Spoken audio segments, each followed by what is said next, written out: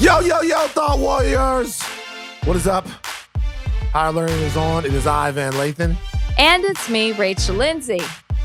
Rachel Lindsay. How has your week been? My week has been good. You know, Good. I'm still on my Instagram break. How's that going? I love it. I mean, I'm eventually have to come back because, you know, as I'm lovingly called here, QVC Rach, and those ads are calling. So eventually I'll have to come back. But mentally for me, I love it. I love not being on Instagram. It's great. You hate Instagram now. Now you're over. But I have a question. How does not being on Instagram figure in with QVC Rach and the mini bags that she gets? I've had to push some things back because Wow. my mental health is priceless. Right? So I needed this break. I needed it for me. So don't you worry, guys. I'll be back in full effect. And Van, you've been QVCing it up as well. I've seen you with a couple of hashtag ads. It's just AT&T. It's like it's a dreaming black partnership. It's like nothing. It's not like a product. It's just, hey, these are black future makers. Did you get paid? No. I didn't. Of course I did. You think I work for AT&T for free? I love it. I love to see it. I love to see it. Unlike you, though, I didn't write anything snarky under your post. I just said, it's funny to see it. But listen, it's one thing to do it one time. It's like you were. Oh, you'll do it again. You'll do it again. Oh, I've done it before. Yeah. But like you're like, it's like, see that cup that you have right there? Like you use that cup and then all of a sudden it'll be like, I love the cups from Creighton Barrel. No. They make my hands feel so soft as the warm liquid is inside. Okay, don't you ever imitate my voice with the right. what's that? That's the bedside. What's it? That's put on the ass about the chest. Put it on that. That's what that is. Pastor Deacon. You know what I did yesterday, Rach? Rach, you want to hear what I did yesterday? Sure, man. What did you do yesterday? I went on Reddit and I was like in the Bachelor. Subreddit? You went to the Bachelor subreddit? I went to the Bachelor subreddit and was going back and forth. Wait. How did I miss this? So you were arguing with people in the subreddit. Yeah, I was. So some people hit me up on Instagram and they were like, just to let you know, some people in the Bachelor subreddit didn't like what you and Rachel had to say about Taylor. That doesn't surprise me. It doesn't surprise me either. And by the way, I think that their criticisms of it, when I look back at the totality of everything that went on, I think a lot of their criticisms on it are fair. Mm-hmm. And so, and I'm not going to be perfect on the show, but you know, I'm not going to be flogged either. I think their criticisms of it are absolutely fair. You know, we live in an era where people want accountability and people want to make sure that they're in safe spaces with people. And the fact of the matter is, the Taylor lady said she was one thing and at some other point she was something completely different. And people have a right to ask what's what and to demand more from people who are I get it. Completely get it. It would have been better if she would have said, this is how I used to be. My thoughts on that remain what they are, but I understand the criticism and I accept it no problem. But then there was the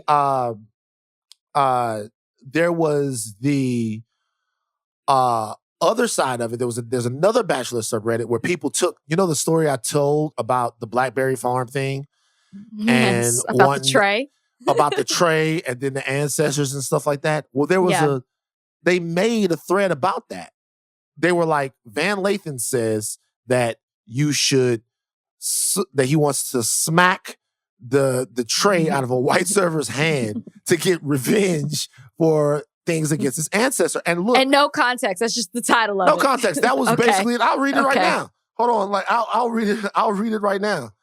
Hold on. Yeah. Just so while you're looking that up, I will say in regards to the Taylor thing that I'm not on Instagram, so I understand that I don't know the totality of everything that was said or however she apologized or however many times or what was said within them. So, you know, like that, I guess that would be my error that, you know, I don't know. I'm not fully versed on the whole situation, but, you know. So, you know, I get it. People were disappointed. That's fine. Yeah. I really do understand it and they're entitled to be disappointed in this. Anyway, I'm not gonna go look. Absolutely. I'm not gonna go. Oh, you can't find it? I can find it, but I don't feel like going through all of this to look So for it. basically, people just put up like as if you're saying that you want to knock trays out of white people's hands. Right. And Okay. as if I was like, yo, I'm gonna go down to Blackberry Farm and knock trays out of white people's hands. It was a joke, right? So then I responded. It was a joke. Oh, so God. then I responded. I responded, and I really expected to have a laugh with the people on the subreddit after this. Well, why? They posted it. I know. And took it out of context. But it wasn't even about it being taken out of context. It wasn't even so much about that. I thought so. This is what it says. The name of the post is Van Lathan says that at restaurants, he sometimes wants to knock the fucking tray over of the white servers because his ancestors were slaves. That's what it says. Just like that. And it has a link to the podcast.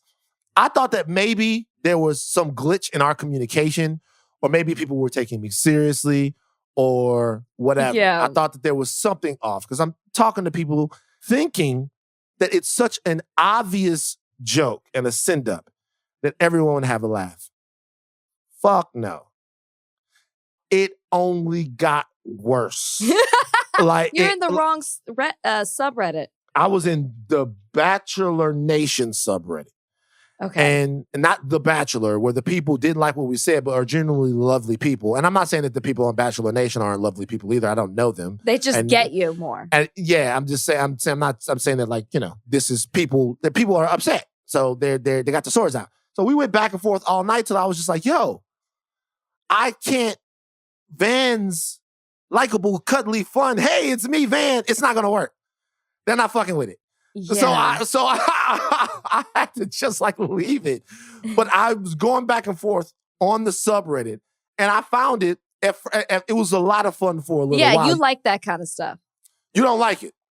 No, I do at times. Like I like to go back and forth, right? I'm not in the courtroom anymore. So, you're always looking for that courtroom moment in real life.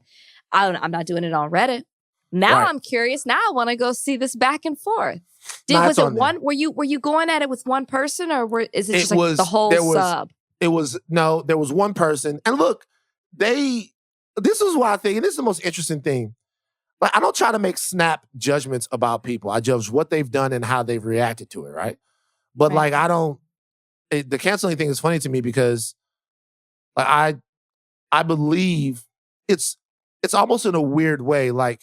I don't disagree with the sentiment of what Chris Harrison was saying when he was in an interview with you. Mm-hmm. The sentiment is a very basic one. The sentiment is, hey, this is somebody who made a mistake. Should we cast them away for the rest of life forever? Sure. Because they made that mistake. I don't disagree with that at all. Right. I vehemently disagree with people being able to do whatever they want and then just say, hey, fuck you. That was a long time ago. I don't have to say, I don't have to apologize for it or reconcile it or do anything like that. I think that is a symptom of white supremacy. Just I never have to say I'm sorry. Mm-hmm. So then what did you think about today? Oh, since you're talking about I'm sorry's. So this is what I think about today. You know what? Forget what I think about today. No. I'm curious. No one's listening to this right now to hear what I thought about today. Obviously, you guys know Chris Harrison went on Good Morning America and talked to Michael Strahan earlier. Well, before we get to what I thought about today, what did you think about today? I mean, I like talked about it on Extra. I saw the interview. I have a lot of thoughts, but I think for me to move on, for me to move forward, because like we're staying in this place and it just keeps stirring and stirring and stirring. And I've been stirring in it for almost a month at this point. It's crazy to think that interview was almost a month ago. Chris apologized again. This is the first time we've seen him apologize. We've seen it, right? There have been statements. He apologized. I accept the apology. Like, let's move forward. I'm not going to give any opinion on what I think should happen with the franchise, what I think his role should be moving forward. I think something is getting lost here. And that is, I'm not on the show anymore, right? I've been on Bachelor, Bachelorette. I found my husband. I moved on. I think we need to be hearing from the people who are currently in the franchise and for the future people who are coming on this show. What Chris did has a trickle-down effect for all people of color who are affiliated with the franchise and who will be in the future, assuming it continues. We need to be asking them how they feel, what they think about this, what their feelings are about how the franchise should be moving forward. And nobody is. Everybody wants to ask me. Everybody's making this Chris versus Rachel instead of looking at what he said and the impact that it is having on people of color in this franchise and beyond, the people who watched that interview and were offended by it. It's not, what does Rachel think about what Chris said? Chris said it. What he said what he said was problematic, which we've all recognized. So how do the people feel who were impacted by that? And I think that's the question we need to be asking. I'm curious though, what you thought about, but I had to accept it because, like, for me, do you know what I'm saying? Like, because I'm stuck in a place and I just need to accept it so we can move on. You know, sometimes when you forgive and you accept, it's not necessarily for the person, it's for you. And I needed that for me. Right.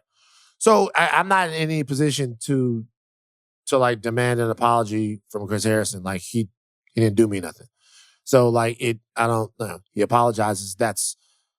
I think that's obviously the appropriate thing to do for myriad reasons, right? It's the appropriate thing to do in order to let people know that their grievances with you matter. I think it's the appropriate thing to do for Chris Harrison's career. Okay. Now, the situation is, do I think that fundamentally Chris Harrison is a different guy now than he was when he was on Extra with You? No. No. Right. And so for me, because the thing about that is, and it's like, you're going to go out, you're going to hire a racial diversity guy and you're going to work with them. And you're throughout Michael Eric Dyson. Were you surprised by that? I love Dr. Dyson. So Dr. Dyson's always trying to help. Yeah. I do too. Dr. Dyson's always trying to help. So that's one of the right guys to go to. I don't feel any differently about Chris Harrison, the man, now than I did before, but I don't have to. Mm-hmm. Like that doesn't really mean anything. I think now that Consequence has probably put Chris Harrison in a place where he's less likely to do harm like this in the future.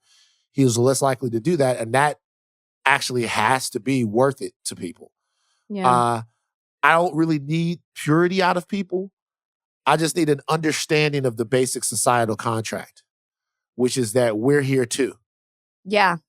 And so that's the bottom line. It's that I don't need you to never have had a racist thought in your life. I don't need you to never have had a racist tweet in your life. Mm-hmm. I don't need you to never have thought anything wrong or done anything wrong or gone to any party. That's impossible. I wouldn't want you to be that person because I'm not that person. That's impossible. Mm-hmm. What anyone would hope for is the moment that you've done something to where people have said, hey, this is doing harm and I'm affected. Mm-hmm. For you to be like, my bad. I get that.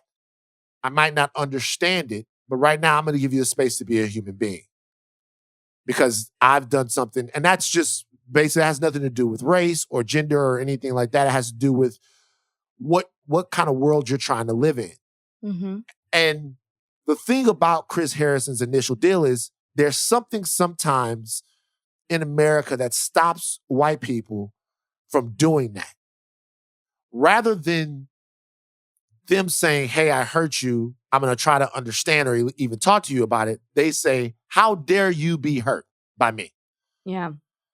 And the transgression is not the big deal. That attitude is. Because that attitude chokes progress. That attitude means that if I can't even express to somebody, think about any relationship in your life. Any relationship in your life. Your relationship with your significant other, your relationship with your mother. The reason why you have those specific relationships with people is because they give you space to be you. Yeah. It's like, what's the point of having friends if you have somebody that steps all over your feelings and that you can't talk to or whatever? So that's the only thing about it. I'm sitting there watching somebody saying, "Hey, yeah, who are you to tell this person that what they did was wrong? Who are you to do that?" That we have to discuss. As far as anything else that he might think, as long as he's not hurting anybody with it, I couldn't fucking care less. I really look, if I'm in a room with you and you think I'm not as smart as you are because I'm black, and that's in your head, I don't give a shit. I give a shit if that makes you stop me from getting a job. Mm-hmm. Like I Yeah. give a shit about the harm. I'm over in my life trying to legislate people's emotions. They're gonna feel the way that they feel, and hopefully we'll do enough work in this life that their kids won't feel the same way. But Absolutely. I don't give a shit. But and to that point, I'm like, all right, cool. Like, it's like, do I think that there was very much sincerity in the apology? Not really. Well, Strahan said that as well. Yeah, I mean, but I think he knows he has to do it. I think it's very unlikely that Chris Harrison will trip up in that way again. And more than and more than anything, I'm gonna be honest with you. I want everybody to have their show back. I like it. Look. What do you mean have their show back? Like, look, man, I gotta be real with you. What does that mean? I want what Bachelor Nation wants, which is just to be able to watch their show and have some fun again. I do. So that means you want it back to how it used to be? As in, I don't know. I don't you want it to look see, the same way that it looked Rachel, before? Rachel, here's the thing. I don't even know the way it used to look because I ain't never watched it. Well, since you've been watching it, you've seen people of color be the leads. Right. But my thing is this. It's like, it's hard. So I'm having a little fun and I'm talking to people and I'm meeting so many people that are in Bachelor Nation. But the thing is, I don't give a fuck. All right? They know. I promise you guys, I want nothing more than for you to have fun watching your show. Now, I don't want people to have to, I want them to have fun watching their show. I don't give a fuck about this shit. I don't. I feel you. I just, because I come from it, I want people to be able to enjoy the show too. It's a form of entertainment, and I get it. Housewives is mine. But for the people I know, I'm so connected to it, obviously. So it's a little different for me. But can I just talk about the silver lining in the whole segment on Chris Harrison? Blackberry Farm. What's up? It's not Blackberry Farm. It was that Higher Learning made it to GMA. Y'all, we were on morning TV, Higher Learning podcast, had our colors, had our symbol. Van and I, we were on it. I was shocked. They used a clip from our podcast. Higher Learning, y'all. We're moving up. Thought Warriors. Don't marginalize us. We out here. We made it. We out here. Question before we move on. Right now, Chris Harrison called you up, texted you up, and said, Rachel, let's meet up somewhere, have drinks, and talk. Would you be willing to go sit down with him and talk about this? I think I have to say yes. Why do you have to say yes?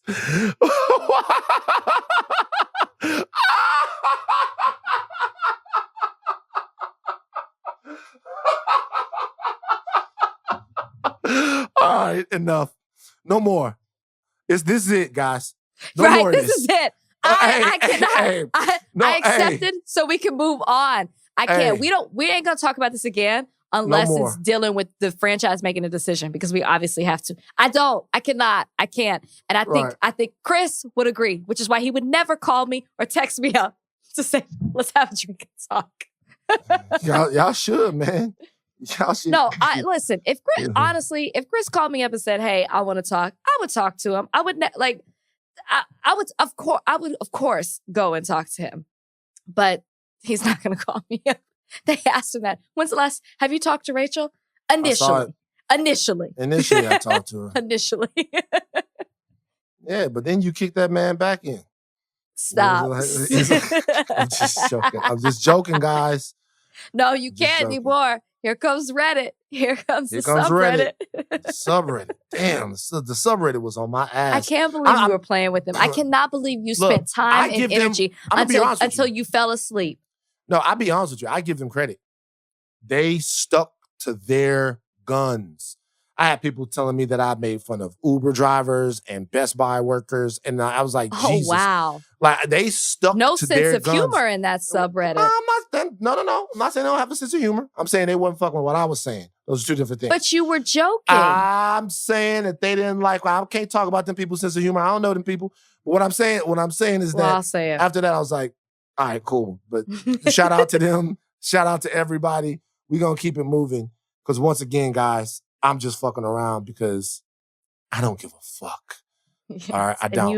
And you enjoy this kind of stuff. All right, it's just funny stuff. All right, let's take a break. Yo, now this is a real treat. We have a cultural treasure on the show today. Everyone knows the name. Everyone knows the face. Everyone knows the energy. Lawyer, political commentator, principal and CEO of Impact Strategies, our good sister Angela Rye is on Higher Learning with us. Angela, how you doing? I am great. I'm so grateful to be here with you both. Definitely a fan of the show. It's so thrilled to be invited on. Thank you for having me. Yeah, we're excited to have you. I'm actually surprised Van didn't come with the shade because usually when it's another woman, specifically a Black woman who says she's an attorney, Van will be like, oh, I'm so glad we have a real lawyer on the show. Yeah, an actual apparently attorney. That just disappears after a while. I mean, I'm not saying that it disappears, but what I'm saying is that every single day of her blessed life, Angela uses her skill set from being an attorney. I was going to say, Rachel, maybe he thinks I'm not a real one either because he's like, when last time he was in a courtroom? But that's okay, sis. We earned that. We paid for that. That's right. Some of us are still paying for that, right? Word up. I know I am. Now, Angela, as we have you here, we are in the early days of a brand new political administration in terms of there in Washington, D.C. I'm going to ask you a question that I feel like has been lobbed around in the community in some of the conversations that I've been in. For Black people, what is it fair to expect from the Biden administration in the first 100 days and over the course of the time that they're here? What's fair to expect from them? Everything. Every damn thing. Like if at the end of the day, Van, you can mathematically, I'm not a mathematician, but mathematically you can prove that without the Black vote, I hate saying the Black vote because it's not monolithic, right? Without Black voters, them casting their votes, their ballots for Joe Biden, he would not be there in the primary and in the general.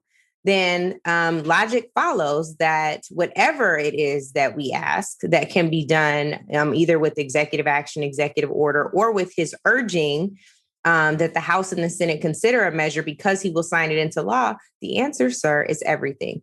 I do also think it was a frustrating moment in the during the Obama presidency, but it was an honest one when he said that he did not just represent Black America, he represented the whole of America.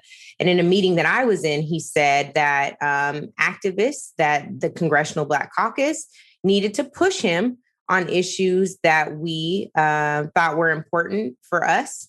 And I think that the same still holds true here, whether Joe Biden was an associate member of the Congressional Black Caucus when that was a thing. It was a thing. Whether he, was cool with a ton of Delaware activists and a longtime supporter of the Delaware NAACP, whether he has, 35 Black friends, whatever it is, we still need to push him on an agenda that we can all embrace. And I do want to shout out our dear sister, Alicia Garza, for doing a hell of a job on pulling together the Black to the Future agenda that is a Black Agenda 2020 that could still very much be embraced now. And she's still doing that work now, pushing the administration. So we should get on board. Piggybacking off of that with the House just now naming it the George Floyd Justice and Policing Act, and that is going to, or did pass through the House. It passed the House yesterday. What's your take on that? That, if we were expecting everything from the Biden administration, this is now happening. What's your take on it? And do you see it moving forward through the Senate? Yeah, so great question. First, I want to commend, again, the Congressional Black Caucus for its work on introducing the George Floyd Justice and Policing Act right after he was killed, right after Ahmaud Arbery, right after Breonna Taylor all lost their lives. That was work that was championed by the chair of the caucus, Karen Bass at the time, led by her at the time, and then led also by Kamala Harris and Cory Booker in the Senate. That bill has already passed the House once. What is different about this time is Joe Biden, who during the campaign said that he did not support ending qualified immunity, he supported reining it in, actually tweeted yesterday that the House has now passed the George Floyd Justice and Policing Act. Now it's time for the Senate to do its job, which was huge, Van, to your point earlier. We are starting to see some of those changes based on pressure applied by the community and activists who are doing this work every day. If you had it your way and there was a list of issues that you feel like specifically in the Black community we should zero in on to have this administration work on our behalf, what would those issues be? One thing that I absolutely love that Congressman Charles Rangel said before he retired, he's one of the founding members of the Congressional Black Caucus, and also shout out to the CBC because it's their 50th anniversary this year. He said that he sometimes wonders if the CBC put too much emphasis on social justice policy and not enough emphasis on economic advancement for Black people. Interesting. He said that, and this is someone who was the chair of the Ways and Means Committee, which of course is responsible for taxation and overseeing all types of economic empowerment zones, right? All of that policy runs through still to this day, the Ways and Means Committee. So it's a really, really interesting vent. If I had my druthers, I wouldn't pick, right? Like we know that there's a dangerous cycle in our community that violence begets unemployment, begets poor education, begets poor economic opportunity. And so, the question remains that if we had ever gotten what we were supposed to with 40 acres and a mule, if Andrew Johnson didn't come in after Lincoln was assassinated and say, hell with that, we ain't got to get him nothing, what would have happened? And so something in me says, if I had to place an emphasis on something, it would be our economic advancement, because we've never got to see where we would be if there was an equitable and an equal existence for Black people in this country. Does that mean reparations? Absolutely. Of course. Absolutely. Whoa. Y'all jumped on. I don't know why you feel jumped on. I know. Unless a hit dog will holler, Van. Be careful who you're bidding for. I was just asking. I think, whether we're talking about the HR 40 bill that Congressman Conyers introduced every Congress since the late 80s, which only calls for the study of reparations, a commission, it's not even sufficient. Yeah, absolutely. This is something that CBC members have long championed. My dad actually always calls for it. I've had it in speeches now for 10 years, but he's always called for a federal designation for descendants of United States slaves before there was ever any entity that proclaims that they own this work, right? There are Black people that have been championing this for years.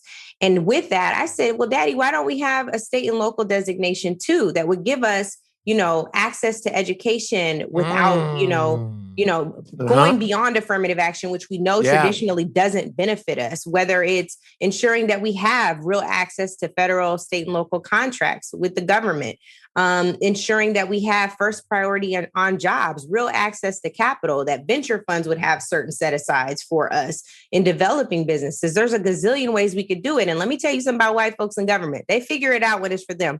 So now it's time for them to take that same innovation and ingenuity and use it on us. We have seen what happens when we come together and we go to the polls, right? We talk about Black voters. And we saw what happened in Georgia specifically. Now we see what's happening in Georgia right now with the House passing the bill that limits the absentee voting and early voting. What is your take on that? And we see this happen all the time where we take a step forward and then we take 5 steps back. Like, what can we do to not be discouraged? What can we do to keep moving forward so that we continue to fight for the things that we want and that we deserve? I'm listening to you, but pulling up at the same time our good sister, Latasha Brown, who runs and is co-founder of Black Voters Matter. You all may know that they just took out a full page ad calling on companies in Georgia to stand with them to push back against these voter suppressive measures. What we know is every single thing that the GOP historically does to make voting more difficult, it has a direct impact on our voters. And they're trying to do a lot, including making it a misdemeanor to feed people or give people water while they're standing in line waiting to vote, right? Like, these kinds of things are ridiculous. So she's calling on Delta Airlines, Coca-Cola, Southern Company, Home Depot, UPS, AFLAC, the Georgia Chamber of Commerce, Metro Atlanta Chamber of Commerce, and Georgia Black Chamber of Commerce to stand with them in protecting voting rights. I'm naming them because sometimes you got to name names. And I understand that they said, well, that's going to set us back, but it's not, because you have to be accountable in using your economic prowess in that community to ensure that Black voters are protected. Yeah, I mean, if the people down there support your businesses, you should support their rights as Americans. Period. You know what I mean? Like, one hand washes the other. You know what I mean? That's it. So Rachel and I have a difference of opinion on one thing. And I think we talked about just this one? Earlier. Well, just one. No, I'm just trying to figure out which one. Several things. But the roles of allies in this in entire struggle of ours as Black Americans. It's not even specifically as Black Americans, as Americans. I gotta be honest with you. I am over the allies. I'm over it. Okay, I'm over it. Like, not that I don't accept and welcome allies into this, but at this point, I want people more to stay out of the way of progress than to grab a shovel, because I just don't have any faith that many people will grab the shovel and help us do the digging or the heavy lifting. I'll ask you this, because you're in these rooms, you are someone who works for change. For the Black community to see the ceiling that we want to see our representation in America as we want to see it, do we need white people to help? Do we need white people to help? Yes, we do. It's hard, Van, because I understand the frustration, but I think if you sit with where the frustration comes from, and I even heard it in your remarks, it really comes from not wanting to be heard anymore. You know, right? Like, it's like, you know, you put this expectation out there because somebody made a commitment. They don't honor that commitment. That doesn't feel good. So I understand that. But I also have to acknowledge, speaking of Papa Rye, being raised around someone who was all the way and always about a rainbow coalition, right? Like what Reverend Jackson talks about, like what we know the chairman of the party and of the Black Panther Party in Chicago talked about, the Rainbow Coalition, like really standing shoulder to shoulder with folks who just get it. I don't think that there are a lot of folks who just get it, but I don't think that we're in a position to turn people away who want to. I do think that the responsibility and the onus should not be on us to bring you up to speed. I think you need to figure out who the wokest white person among you is and get educated there. Because what I am tired of is you picking my brain for free. I am tired of trying to conform and contort to make you comfortable for my discomfort. I am over that, and I agree with you there. But I think it would be a sad day for us to say we don't need allies when, for example, we started this podcast talking about progress vis-a-vis the law, and legislation has to be passed, and Congress is mostly white. In fact, there are only 3 Black senators right now, right? And then in the House, while we now have, I think it's 60 Black CBC members, I think about around 40 Latinx members, and I don't know how many Asian members. I'm sorry, y'all, I'm gonna do better. But the vast majority of Congress is white. So we do need white allies to make some things happen in this country. You know what song I just heard playing as Angela was talking about the Rainbow Coalition? In sync. Bye, bye, bye. We Are the World. Oh, I knew you were going to say this. We Are the World. We talked about this last time. He made fun of me. He made fun of me about this. We talked about this. I loved We Are the World. Thank you. Thank you very much. Thank you, Angela.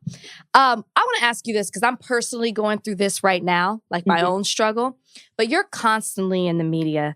You're always outspoken. People, like Van said when he introed you, people recognize you. So therefore, you're subjected to hate and criticism and harassment. Like I said, I'm personally going through that now. So for you, how do you take care of yourself to where you can keep going no matter what? Man, you know what? My truth is, I have such a good tribe of folks. The first thing that comes to mind is no matter what, my dad always like intuitively knows when to call me. So that's one thing. I have a family thread that cracks me up, partially because some people do not know what they're doing on the text thread, partially because it's all type of randomness that comes in on the thread. And then I have a group thread of Black women in media, and we keep each other cracking up or, doing activist work like Latasha got us out here now. Like, make sure y'all post this about this ad. So I feel grounded mostly by my village, by my people. My godsons just came over and stayed with me this past weekend, and we're up watching movies like this. And that's, that's an amazing thing. But mostly it's family and my friends who, the people who don't care, who you are or what you do. You just regular, and it's good to be grounded that way. It's very true. I agree. Within the community, how do we, because there's one thing, after the Kanye moment, I started getting invited to the woke barbecues, and everybody was just like, hey, Van, everybody. And what I realized is when I got into the middle of these spaces is that a lot of these people don't get along. There's a lot of beefs. There's a lot of things that are going on. How can we inside of the community do a better job of putting our personal differences aside to work for one common goal? Like, why do you feel like there is, and that it goes on, that there's backbiting, that there's second guessing, and that it sometimes bubbles over? I've been guilty of it myself, of course.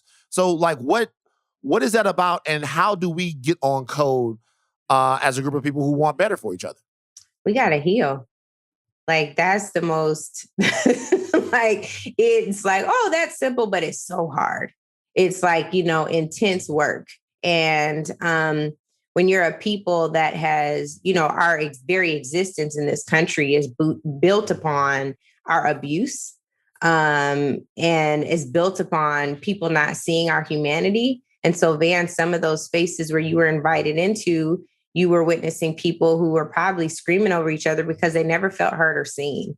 So much of it has to do with that. There's, misogyny issues in our community. There are many places where I've been where it's like they wanted you there, but they wanted you there as a figurehead, not to open your mouth and speak. Little do they know I was raised being outspoken. So that's the only thing I know, And so I think a lot of it has to do with that. And to your point, I really do hope that we can get to a place where we're like, okay, a common goal matters. We are a year away from the 50th anniversary of the 1972 Black Political Convention in Gary, Indiana. And when you think about that, how far have we really come? How much did we really accomplish since they gathered? There are people who attended that convention who are like, it was terrible, it was a waste of time. And there are others who are like, it was the best thing. My former boss, Congressman Thompson, says, this is the best. I still got my t-shirt. I was like, let me hold that shirt though. Right? It's legendary. But the thing that I want us to get to is like, can we just get in a room and can we just talk about what our goals are? Can we lay it aside, your organization's mission or mine, and figure out what that thing would be? And there are so many, but ultimately, I think if we're honest, we all really want freedom. And sure. So what does that look like? How do we define that? And can we give each other the honor and the respect and the time to express that? And maybe even unpack what that looks like in front of each other for a little bit. I hope we can do that before I die. For real. That would be a dream come true. It's Women's History Month. Mm-hmm. And I was going to ask you who it is that you look up to, and you can't answer that, but I'm curious, if you could go to dinner with 3 women, dead or alive, who would they be and why? Well, I love that question. So first would be Sister Harriet. She's right here on my neck. I have that necklace. Oh yeah. This keeps I do. me. This keeps me like, yeah, I don't have it so rough. Anytime I want to complain about, somebody hating on me or whatever, I'm like, sis went back 19 times to get 300 people. I'm good. So definitely Harriet Tubman. I would love to sit there with her and Congresswoman Waters, who is my mentor and first political boss. Who else? I think I would want to share that moment with my mom. I would want to share that moment with my mom. That's good. Somewhere Beyonce going, damn, I didn't make the cut again. She ain't studying me at all. Beyonce could probably have a dinner with dead and alive people. She could probably conjure them all up. You know what I mean? You just get them and be like, girl, we coming for you. We coming. Bring me some Icy Park, though. So in this movement of Black political and economic solidarity, what role do conservatives play? I am pretty left of left as far as it is, but not everybody is. Do you feel like conservatives have a seat at the table in this movement, or are they just the ones that we shall not name? Oh, I hope so. I hope that they have a seat at the table and a role to play, because I don't believe that racism is a partisan issue. It's one that has been pervasive in both political parties. And I think the challenge that we have now is how we define conservatism, right, Van? Like right now, having been a Capitol Hill staffer for 6 years, and being on the other side of the January 6th attack, calling members of Congress, crying, worried that I don't know if they're going to make it out alive. Couldn't find one of my friends for 4 hours on the Hill. I need for conservatives to really condemn that, including the Black ones, not just in word, but in deed, and to create some separation. And I don't know that we're there right now. There are people like Michael Steele, who I've had the Black conversations with, who I definitely think should be in the room. There are people like my father's mentor, Dr. Arthur Fletcher, who was the father and the architect of affirmative action, who's no longer with us. But if there's an Arthur Fletcher Black Republican out there, please, my brother or sister, come to the table, right? Like, I'd love to see them and sit with them. And then there are others who have been defenders of the worst kind of action and rhetoric from this past administration with Donald Trump that I don't want to see. There's some who identify as progressive that I also don't want to see in that room, because what they've demonstrated is that access to power means more than Black Black people's liberation, and that I have a problem with. You're very regal. You have a queen's essence. You know what I mean? Oh, good, thank you. Yeah. Thanks, Mom. There you go. This is my last question. I expect a full-throated answer here.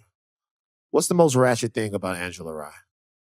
Oh, what's ratchet? This is really going to be more raggedy than ratchet. My twerk. I cannot twerk. Wow. Like at all. It's so Have you really worked on it? I've tried. I took like a whole master class with Paul Wall's wife, with Crystal. I'm like, teach me how to do this. I can't figure this out. It is so sad. I'll be honest with you. At least you're honest. That's like a major demerit. But see, that's the Seattle. No. That's the You ain't gonna put that on Seattle. That's the Seattle. No, I'm serious. Might be able to twerk my back, twerk my head. That's the Seattle in you right there. There wasn't much going on at. That's not it. I think it's, you know what I really think it is, Van? This might be too spiritual for you, but I really think it is about, I'm serious. I really think it's about from church. I love church. I love Black church, but church also has some repression things. So there's some repression stuff I started working on over the summer. And I think that meant like a confining of my hips. So it's like you gotta loosen them suckers up. You gotta, Are you telling me? You telling me that Jesus had control of your hips? Yeah. Like, I am. I'm saying you like can't the argue fear. with that. Not really Jesus. Not I'm saying so much like, Jesus, but like what the church does in terms of fear, right? Right. Like, you can't, if you move your hips too much, that's too sexual. I bind that devil in the name of Jesus, right? Like there's that kind of like that Jesus. That's that the best he probably answer ain't do that. I've ever heard. No, but really, like, and y'all for real, like not being able to be free and more fluid in your hip space also restricts your creativity. So if there Is that true? Yeah. Absolutely. For real, for women in particular. In our womb space, this is our seat of power. This is our creativity center. Right. And yeah, I do believe that. So holla at me in about 3 months. I might be twerking better than all of them in about 3 more months. I'm just still working through it. Now, when you get the twerk down, will you put it on the gram? I don't know. Do a masterclass. What's your because you have a story behind your twerk. You have a story, so people can, you know what I mean? They can relate to you. If I get that good, I'm gonna be like Crystal Wall. Come with me, so that people could see the evolution.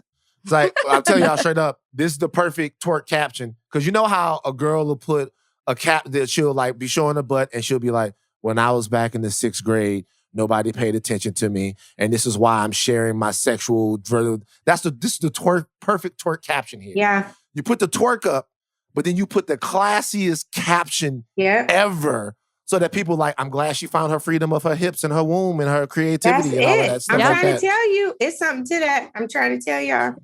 All right, Angela, I actually want to see one day. I want to be able to vote for Angela Rye for something. I'm not gonna lie. You don't want to do that, man. I do. I'm telling you. You don't want to do that. I want to vote for Angela Rye for something. No, would you run? You would run for something? No, I would not. He does not want to vote for me, and I do not want to run because we would embarrass each other. I would embarrass myself. I think that I am. I think I have other strengths. I think that I'm the person that helps to run the campaign, that helps to, move the pieces of the strategy on the board for the candidate. I'm not the candidate, y'all. I'm too rebellious and disobedient. You do not want me as a candidate. There you heard it right there first. Our sister Angela Rye, she's behind the scenes working on her twerking. Yeah. Thank you so much for joining us. And I am hopeful for this administration. I am not passive. I'm not passive though. Good, man. I'm not passive. I'm hopeful, but I have pledged allegiance to nothing except for policy. Well, who are you gonna work with to pull this off? What you mean? Because you gotta have a rainbow coalition. No, this is what I'm gonna do. Let them know. Seriously, this is what I'm gonna do. This is what I'm gonna do. This is what I'm gonna do. Mm-hmm. What I'm gonna do, and all allies are invited to the tent. Good. Nobody. That's what I've always said that, but I'm just not gonna ask for any more help.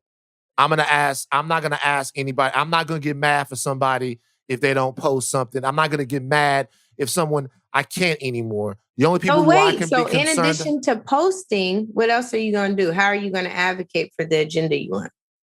Well, I'm gonna advocate through my vote, number one. I'm going to advocate through grassroots political organizations that I can support that reflect my views and my interests, and make sure that the people, more than anything, I feel like my purpose is to make sure that I platform people who have the same politics as me, or who are reaching out to members of the community that have been left behind. Yeah. And specifically where I come from in Baton Rouge, there are people who have ideas and people who want freedom economically and socially that don't have access to it. Yeah. And the one thing that I can do for them is provide them with the oxygen they need to go out and be full Americans.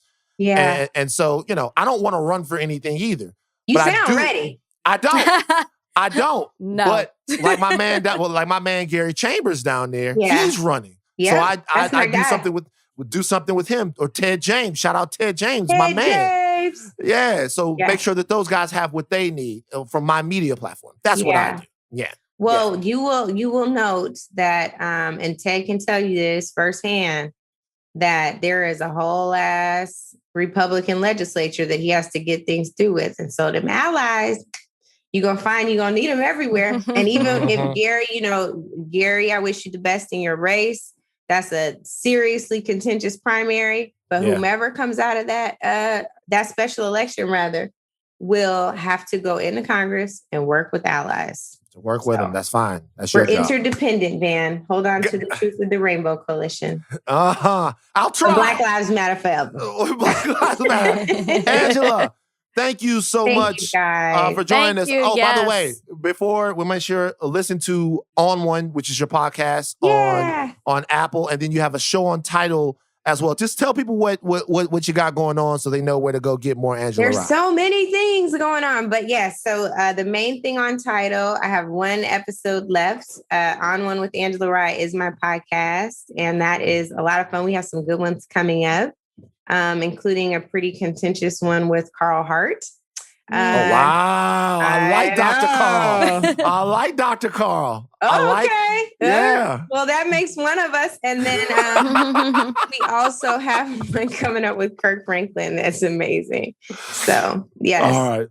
All right. Thank you so much for joining us. Yes, thank you for being here. It's so great to have you. Bye-bye. It's my pleasure. Have a good one. You too. Bye-bye. Okay. You think that we would get a break from people messing up, but not really. Greg McDermott, who is the, gotta do it, Rachel. These are the topics, Rachel. These are the topics. They're the topics. And this is what's happening in the world. Go ahead. Greg McDermott, who is the coach of the Creighton's men's basketball team, apologized for a statement he made in the post game when he was addressing the team. This is what Greg McDermott said. Go, good old Greggy. This is what Greg McDermott said, Gregor. So listen, just real quick, all the thought warriors, I want you guys to listen right now. Everybody who's listening to the podcast, I want you to listen.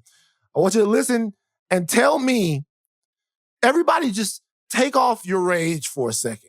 Just think with your comedy brain, okay? Tell me if this should have been thought of as a problematic statement. This is what Greg McDermott said to his team. Guys. I'm sorry. I don't know what the fuck Greg was thinking. Greg was wilding. Wait a minute, Greg was wilding. I want you guys to remember, hold on for a second. I want you guys to remember. This is basketball. This is college basketball. I can't. Wait a minute. This is college basketball. There's a bunch of black guys on the team. This is what Greg said. Hold on for a second. Greg cried. This is what Greg said. Greg said, guys, we need to stick together.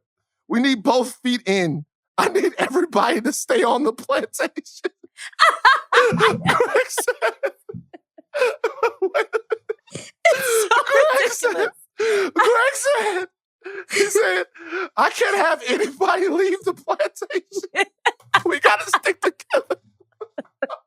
What the fuck is going on, man? What is going on? Seriously. Like, what? I don't understand. Yo, oh my God, man. What? Oh, shit. Oh, my God. Like, what is man. White people? Help me. Seriously. I had to look up where Greg was from. Where's Greg from? Help me, guys. Like, seriously, help me. I don't understand. Look, I'm not saying I don't know this man. I can't say this man is racist, but why would you ever say I can't say this guy's a racist, but why would you tell a bunch of people, it's college basketball. Like, why would you tell these black athletes to stay on the plantation? That's wild. And what did he say? You got to keep your feet. You got to keep your feet. I need to keep both feet in. I need everybody to stay on the plantation. I can't have anybody leave the plantation. I'm sorry. Yo. Listen, Greg. Oh my God, Greg.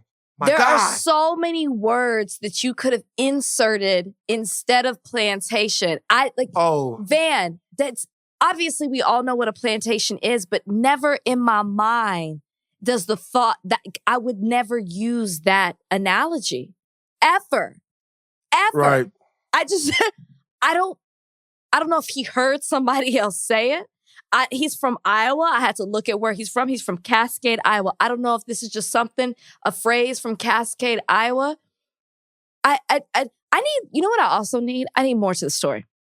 Did somebody raise their hand and say, Coach, that's not okay? He said, I immediately recognized my egregious mistake and quickly addressed my use of such an insensitive words with the team. This is his apology. I've never used that analogy. And it's not indicative of who I am as a person or a coach. I'm deeply sorry. I've apologized to our student athletes and to our staff, as well as President Henriksen and Director of our athletics, Bruce Rasmussen. So he apologized. Look, damn. So he called. Did he tell on himself? Did he call the media? I'm confused. I'm sure I need to hear from the players. I need to hear from the players. I need to hear from somebody else who's in the room. But here's the thing, though. With most of the players, if you're actually asking me, and I'm not going to speak for them, but you probably have guys on the team that were recruited by the coach, that have a relationship with the coach, especially in college basketball. These are normally of course, relationships go bad all the time in any sport. These are normally very personal relationships that these kids have with their coaches. Sure. So I would imagine that there are probably some people there who might be sympathetic with him or willing to talk it out with him. Or I just gotta. But can you imagine looking at a sea of like a room full of black men, and it was almost like, you know what will get through to them? Talking to them about the plantation. Stay on the plant. It's just to stay on the plantation because you know what that means. You know what it means. It's like. Look, like seriously, guys, like, seriously. It's like, remember Jerry Maguire? And what did Jerry Maguire say to Rod Tidwell when they were in that bathroom? And Rod Tidwell was air drying because he doesn't use a towel. You've never seen Jerry Maguire. I've seen Jerry Maguire. I'm just trying to think of what he said to him. He said to him, he looked at Rod Tidwell. He said, help me help you. Yes, he did. I'm trying to help you. Help me help you. Look, we're not asking for you to come to the Black Lives Matter march, okay? You ain't even got to do that. Fuck that. You don't even got to do that. But could you just please not bring us back to the plantation? just like... It's so funny. I'm sorry. I know y'all think we bullshit. Sometimes you just gotta laugh. You gotta laugh through it. When you read it, it's guys. We got to stick together. We need both feet in. I need everybody to stay on the plantation. What is this nigga thinking? What? Oh, but he said it twice. He didn't just say it once. He doubled down like, bro. Okay. All right. Look, everything's fine at Creighton men's basketball. He offered to resign. They said no. He's back. Oh, he did? Yeah. He offered to resign? He said in his apology that he offered to resign. All right, but I guess there was some internal discussion and he's not to resign. Look, I'm not advocating for this man to lose his job. Sure, yeah. By any means, but I'm just saying, like, damn. I need to understand why that thought popped into your head. So maybe you need to go to, speak to a race educator. That's what they're calling them now. Maybe that's what you need to do. Sometimes you just gotta laugh. You do. All right. Texas Governor Greg Abbott announced earlier this week, your home state, we out here. No masks, no mask mandate, 100% open. Your thoughts? I mean, what is there to think? Should I almost feel like the laughter from the last segment should carry into this. What are we thinking? What's happening? I was seeing Twitter was going wild on this. Listen, I don't know if Greg Abbott thought that the winter storm that came through froze COVID and it no longer exists within our state. And it's not just Texas, it's in Mississippi as well. Sure. I'm so sick of them politicizing healthcare. Like every time we get some decent, some promising news about the coronavirus, Biden has spoken out and said, hey, we should be able to have a vaccination for everybody by May. That's 2 months earlier than what the administration thought. We've got Johnson & Johnson out here with a new vaccine that it's not as complicated as the other ones, Moderna and Pfizer. And that is not a cue to then say, you know what? Great. Now that we know that help is on the way and it's coming around the corner, we just quit. We just give up on it. It's insane that over 500,000 people have died. Texas's numbers are still up. I checked them before this podcast. There's been a rise in coronavirus cases since this announcement. And we're coming up on spring break. I just don't understand the logic here other than you're playing into what you think is who's going to be voting for you in the next election. It's just so discouraging, the fact that we're rounding a corner and then you're going to set us back by opening up your state and not even caring the effect that it has on your constituents. It's wild. Meanwhile, you have Beto, who's like, you know what? I don't care what they said. I am knocking on doors and I am trying to get people registered to get their vaccinations. Somebody who should have won as a senator in our state, somebody who is down there for the people, making sure the Texans are okay, while Greg Abbott is just like, I still hope that you adhere to what medical professionals are saying. But as for me, there are no more rules. So there's a doctor on Twitter that I follow that always gives good information about vaccinations, about timelines, about the COVID numbers and the way that they're going. His name is Scott Gottlieb. Do you know this guy? You know what I'm talking about? I know. Yes, Scott Gottlieb. Mm-hmm. So Scott Gottlieb said something I actually agree with, which is while it's certainly premature for Texas to relax restrictions and get rid of the mask mandate, there's something else that's true, is that the sort of imaginary or indefinite timetable for the end of the provisions that we're taking right now across the country for COVID are simply not going to work. At some point, the American public deserves to know a date where things are going to get back to normal or some semblance of even a new normal. Did we not just get that? But no, coming from Scott, what he's talking about is the fact that this is that I'll turn 41 in another month. I celebrated my 40th birthday via Zoom, right? And if it means that one person doesn't die, I'd be willing to celebrate my 42nd birthday on Zoom. Okay, but I'm not everyone, and the reality is that the longer this draws on, the longer people aren't going to be able to muster the necessary discipline in order to follow these things. So what we have to think now, and we do this all the time in other ways, we have to think about a holistic effort to how we're fighting this pandemic. And what I mean is the numbers going down is a good thing. People are doing it, but we can't simply rely on the overwhelming sacrifice of the American people to get us through this, because they're going to stop. So when I posted that Governor Abbott opened up Texas and rescinded the mask mandate, I didn't put anything in the caption except for thoughts, because I really wanted to know what people actually thought about that. Right? Well, like how people actually feel about that. And while it's something that I think is reckless, and it's something that I think is dangerously premature, I'm wondering what's not reckless and what's not dangerously premature. Is the governor vaccinated? I'm not sure.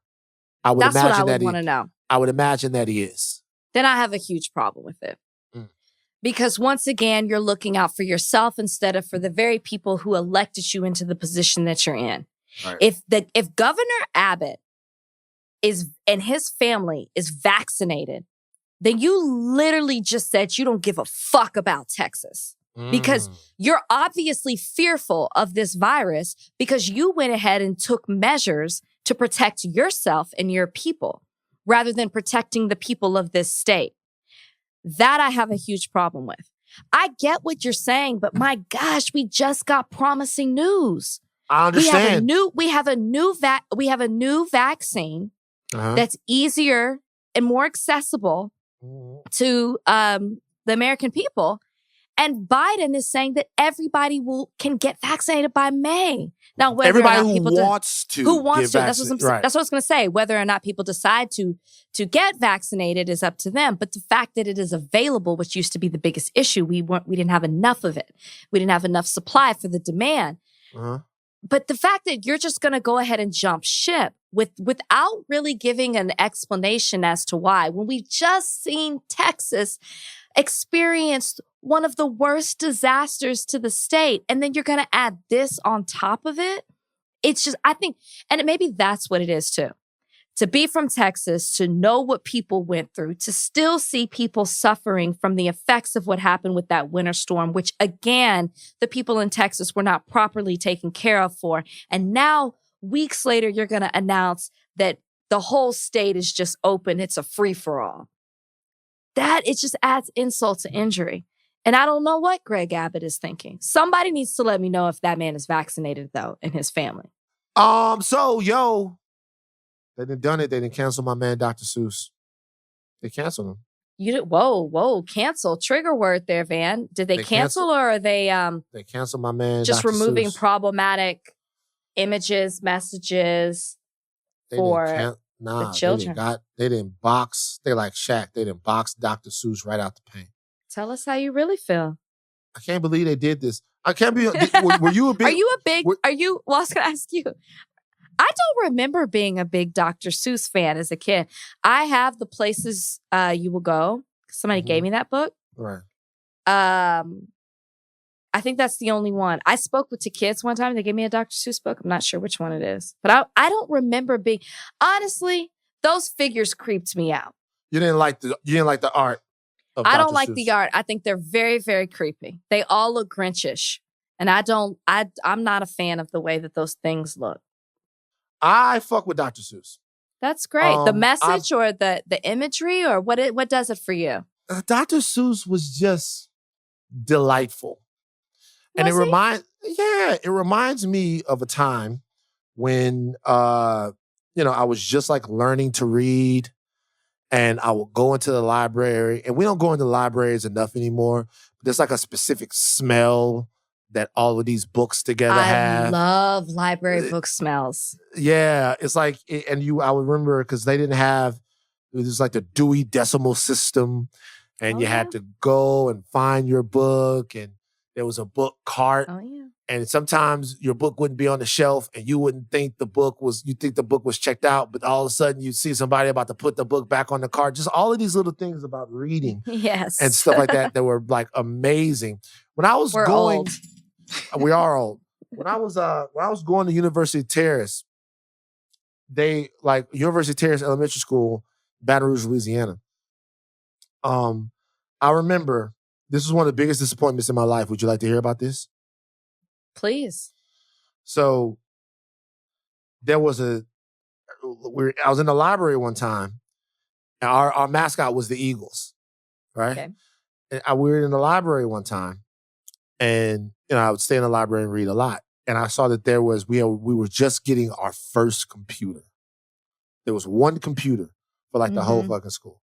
Mm-hmm. It was going to be in the library, and there was a promise that there were going to be more computers. Now, when we moved out to California for a little while, there were entire computer labs, like just a room with nothing but computers. Yeah. And I would go in there. I would stay after school and just play Oregon Trail you know what I mean? But big fan. So we were getting our first computer in the library. I was in first grade. And there was a contest to name the computer. okay, to give the computer a name. And I remember I sat in there for hours on end trying to think up a name for this computer, right? And I was like, you know what I'm going to do? I was watching a lot of Transformers at the time. I thought I would go for something like the biggest, baddest name. So I was like, we should call it the Megatron. And then I drew like a fucking little thing of Megatron, and I had a whole little presentation, the Megatron. I remember I gave it to the librarian. She was like, wow, Van, this is a little thing. It's like, you just used another name, but it's creative the way you came up with it. I made like a whole little deck, like a treatment for this whole Megatron. The name that won was the Electric Eagle. And I remember thinking to myself, all of this fucking thinking that I did, all of this like, it's not like I Megatron, I drew pictures and I did all of this.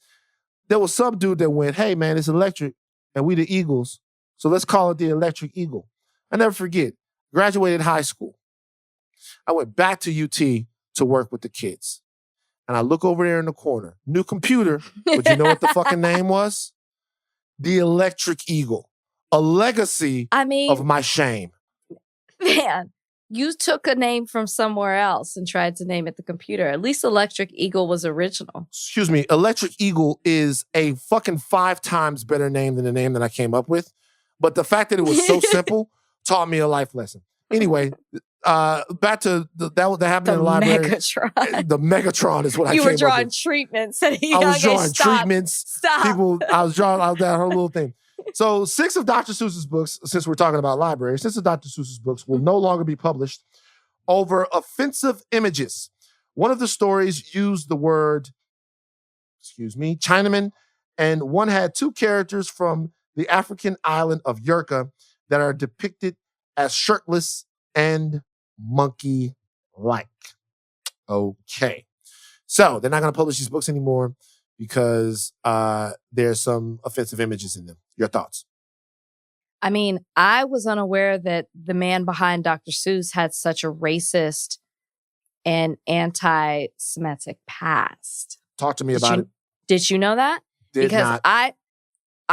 So when I saw the story, I was like, really? Dr. Seuss? Again, I'm not a big Dr. Seuss fan. The imagery creeps me out.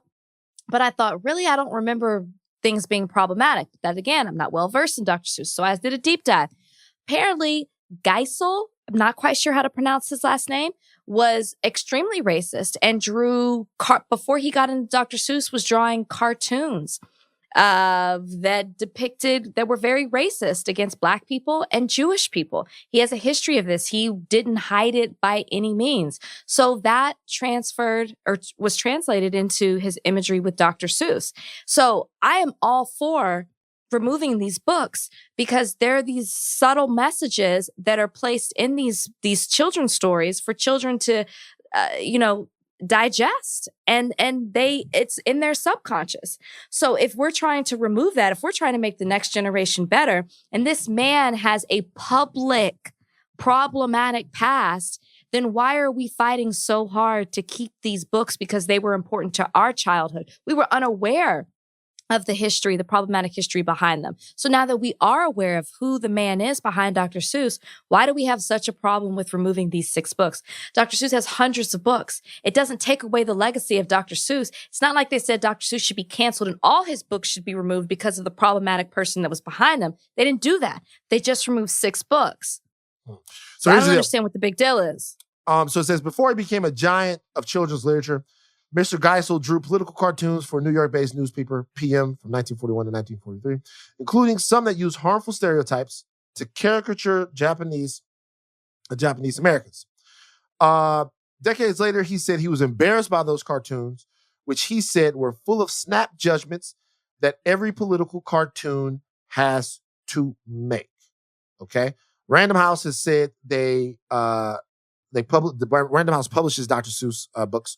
They say they respect the estate and they're not going to do anything about it. Does the fact that the guy apologized later on in life change anything that you think about him? Obviously not, because that imagery was still in certain books. So which one was he apologizing for? Was he apologizing for all the things that he did? Because as we've seen in these 6 books, they're still problematic. And so I think that maybe it wasn't the things that he was doing with these political cartoons seemed to be very overt, right? But maybe some of the ways that he feels about certain types of people were still within his subconscious, and he implemented that into his children's stories. What he thinks about stereotypes when it comes to Black people or Asian people or Jewish people. Obviously, that was still in some of his books. So we're talking about 6 books here. So 6. So here's my thing. So, what you said is very true.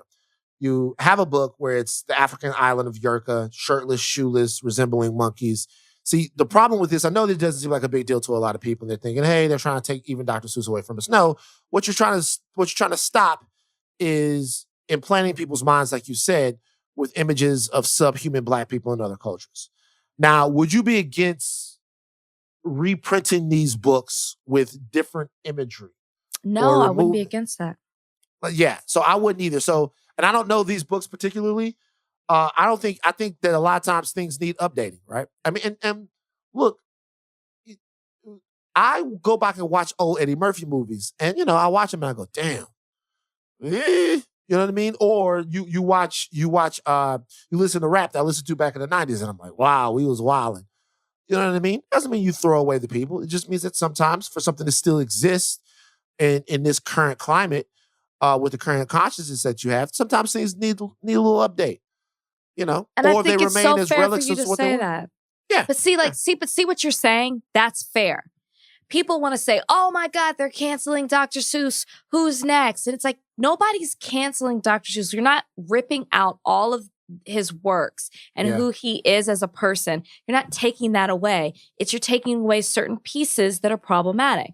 But if the compromise is, hey, let's change it to where we don't represent Black people as animals, you know what I mean? From Africa, then let's change that and reprint it. There's nothing wrong with that. Mm-hmm. These are the conversations people aren't having. Okay, mailbag time. All right, Jackson, I know you gotta run the little video. Mailbag time. My little theme song, but I'm not gonna sing it again. I hope you Oh, that's right. I forgot we have a theme song now. Mailbag time. Time to read your letters and then we'll reply to them. Oh, it's mailbag time. Write us with your queries and we'll chime in. Jackson, let's go. Mailbag time. Hurry up. Okay. From Emilio Tostado, how has dog ownership changed each of you in a way for the better or for worse? Ooh. Oh, what a great question. I'll go first since I've had my dog longer. Never grew up with a dog, never was into dogs. Okay, stop. It's not a dig. I'm just saying I'll go first. Van made a disgusted face, you guys. Listen, I remember I was at a very low point in my life when Copper magically came into it. My sister found him in the streets. So for me, Copper calmed me down. He centered me. He gave me responsibility. He gave me something to hold on to. Like I had come out of a relationship that I thought was going to last forever. I was in a place in my career where I was just plateauing. I felt like I was going through the motions of life and I did not feel fulfilled. And then Copper came in and it just gave me a different purpose. It gave me something that was somebody who depended on me. I don't know. They say rescue dogs. Man, I know you don't know this, but they say rescue dogs. Yes, they rescue you. And it's so true. It's so true. Copper is everything. And he is. What? They say dogs from puppy mills make you feel like a puppy again. So maybe you should try that. So you're a dog? They make you you're a dog? I'm a little floppy, crazy puppy. You know what? Bose is it's interesting, and I don't have any kids, so it's interesting watching something grow up and watching something need you, and also something that's not concerned with your problems. Bose is he's like my little G, bro. He's like my little guy. You know, he's like, that's my little dude. He's my guy. He's like, he needs some food. Sometimes I walk towards him and he gets like scared. I'll crowd him on purpose, like take away his space. And he growls and he barks. And it's just funny. He's a funny little guy. He's funny. I like it. It's made me better. It's made me better. Worse, Yeah, definitely. it's just made me super overprotective. Just super overprotective. Like he'll yawn. I'll be like, what is that? What does that mean? All right, Jackson, let's go. Come on, hurry up. Gotta keep them coming. Let's go. From Tess Kittleberger, what's your preferred 5 p.m. after work drink and your preferred, quote, turn up drink? Ooh, great question. Man. My after 5 drink, like when I come home from work, is wine. Little wine. Yeah. Lately, I've been in a white wine more than red. My turn up drink has changed. Okay. I was all about the Crown and Coke. I used to even carry my belongings in a bag of little Crown purse. That's what I'm talking about. That's the shit I'm talking about. E&J, Hennessy. Is all dark liquor. Brian drinks like a lot healthier. Right. So I switched for love. So now my turn up drink is a tequila soda. Actually, no, I take that back. My turn up drink is just shots. Shots. Just shots. Shots. Just Shots. shots. Don Julio, 1942. Ooh. Just shots. My wind down drink is probably like some wine. Nicolika has a wine. McBride Sisters. We'll drink some wine. Didn't I put you on McBride Sisters? You did put me on McBride Sisters. You did. My turn up drink, I like an amaretto sour. Weak. That's the drink I like weak. to devour. That's it's the drink for real. That like Kool-Aid. gives me all the power. It's an amaretto sour. Jackson, make it stop. I'm telling you. Look. Seriously, man? Look. That's like the drink you drink before you're 21. You know what else? I know, because that's how I got started. But I like sweet drinks. You know what else I like? I like a pina colada. You know what I'm saying? That's what I like, a pina colada. Pina colada. Kalika knows. You like drinks with like the umbrella. Hell yeah. She knows. I like a pina colada. Okay. A daiquiri. One more. Louisiana is known for them drive-through daiquiri shops. Yeah. Daiquiri? They are. Drive-through daiquiri. Boy, we living safe down there in the boot.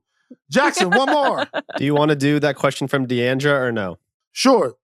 Yeah, let's do that one for you, Jackson. You know he loves this. By the way, he loves this. Deandra, we love you. You submit questions to Mailbag all the time. We love you, Deandra. Okay, so the question is the most popular question we've ever gotten in Mailbag. All the Thought Warriors love this question for some reason. I don't know why. But Jackson, what do you think of Van and Rachel the first time to work with them? Wow. So the first time I worked with both of them was actually before this podcast. Rachel probably doesn't remember, but it's true. With Van, he come into the Ringer for a couple videos. The first time I worked with him was this video called NBA Wine Bottle, where they just talked about NBA players, and I was like the PA stats researcher. And Van just like berated me for a while about basketball and about my opinion that Graduation is Kanye West's best album.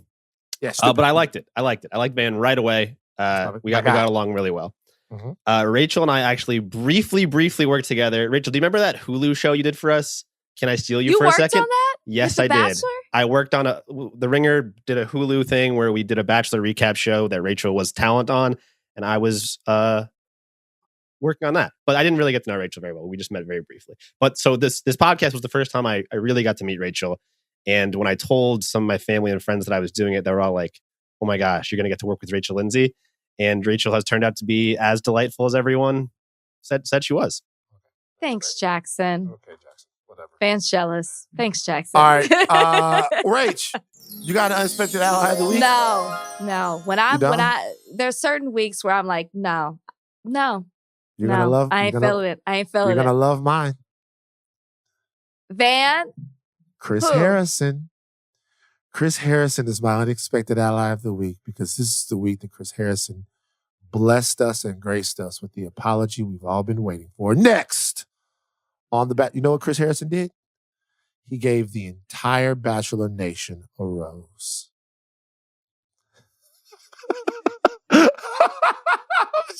joking. I don't have one. I'm just joking.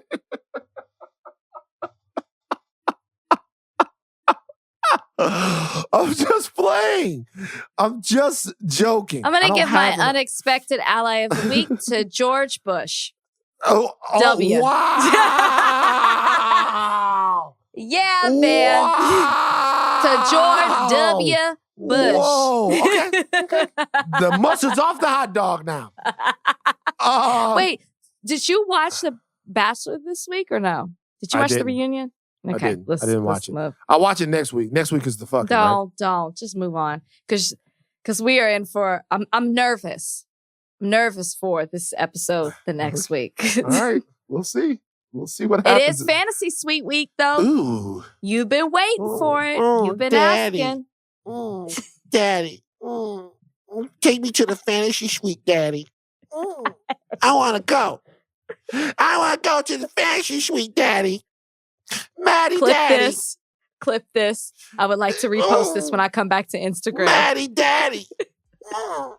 Okay, guys. Take your thinking caps off, but do not stop learning. We out. I'm Van Lathan. I'm Rachel Lindsay.